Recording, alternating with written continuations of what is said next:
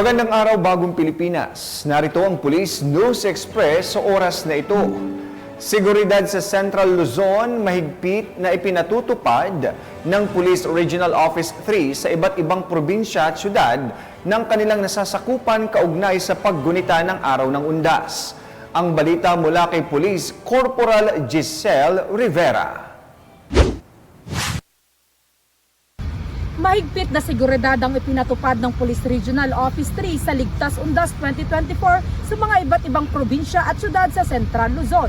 Ang buong paghahanda na pinamunuan ni Police Brigadier General Redrico Atienza Maranan, Regional Director ng Police Regional Office 3. Katuwang din ng PNP ang Bureau of Fire Protection, Local Government Unit at mga force multipliers sa pagpapanatili ng kaayusan sa nasabing rehiyon.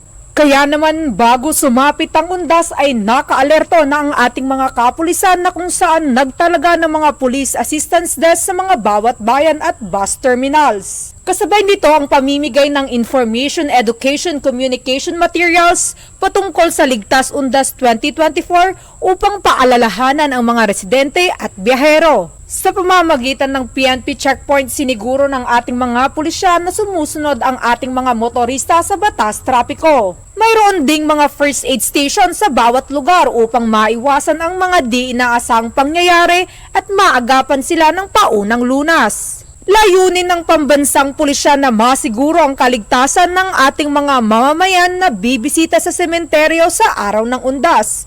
Dahil sa Bagong Pilipinas, gusto ng pulis, ligtas ka. Mula dito sa gitnang Luzon, ang inyong PNN correspondent, Police Corporal Giselle Rivera. Alagad ng batas, tagataguyod ng Balitang Pulis. Maraming salamat, Corporal Rivera. At para sa iba pang napapanahong balitang pampulisya, tumutok sa Police News Network. Alagad ng batas, tagataguyod ng Balitang Pulis. Ako po si Police Captain Nomer Macaraig, nagbabalita para sa Police News Express.